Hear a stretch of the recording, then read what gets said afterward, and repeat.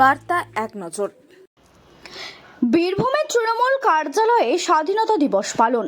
বীরভূমের Bakreshwar parliament Lord মাউন্টব্যাটেনকে যে আদেশপত্র দিয়েছিলেন ক্ষমতা হস্তান্তরে, সেখানে বলা হয়েছিল সমস্ত কাজ শেষ হতে 1948 সালের 30শে জুন হয়ে যাবে, কিন্তু এটার বিরুদ্ধে রুখে দাঁড়ায় মুসলিম লীগ এবং তারা একই সঙ্গে সংখ্যালঘুদের জন্য আলাদা আলাদা দেশের দাবি তোলে। তাই তখন মাউন্টব্যাটেন এই ক্ষমতা হস্তান্তরের ব্যাপারকে 1947 সালে আগস্টে এগিয়ে নিয়ে আনেন।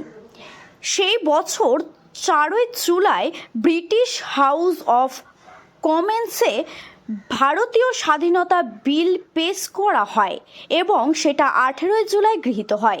এই বিলে ভারত ভেঙে পাকিস্তান গঠনের প্রস্তাব দিয়েছিলেন তৎকালীন ভাইসরয়। অবশেষে 14 আগস্ট দেশ ভাগ হয় এবং 15 আগস্ট মাঝরাতে ব্রিটিশ শাসনের হাত থেকে মুক্ত হয় ভারত। সেই থেকে পাকিস্তান 14 আগস্ট আর ভারত 15 আগস্ট স্বাধীনতা পালন করে আসছে।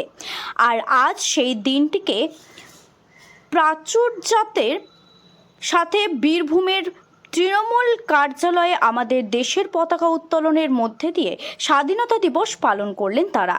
প্রতিটি মানুষের মুখে স্বাধীনতা স্লোগান। তৃণমূলের দলীয় কার্যালয়ে সবাই একসাথে স্বাধীনতা দিবস উদযাপন করেন। ভারত মাতা কি জয়, ভারত মাতা কি জয়। আজ ৭৯তম স্বাধীনতা দিবস। সেই স্বাধীনতা দিবসের আমাদের জাতীয় পতাকা উত্তোলন করছেন আমাদের বিশিষ্ট সমাজসেবী জীবন কুমার গোপ।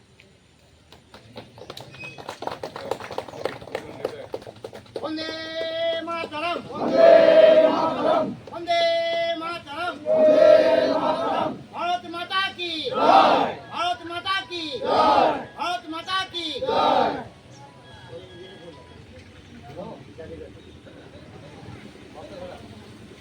1947 সালে 15 আগস্ট আমাদের ভারতের স্বাধীন হয়েছিল ইংরেজদের হাত থেকে। তাই আমরা প্রতি বছর এই দিনটিকে পালন 15 আগস্ট দিন থেকে বরাবরের জন্য প্রতি বছরের নেই এই বছরও কিন্তু আমরা জাতীয় পতাকা উত্তোলনের মাধ্যমে আমরা এই বছর এই দিনটিকে স্মরণ করে আমরা প্রতিপালন করলাম।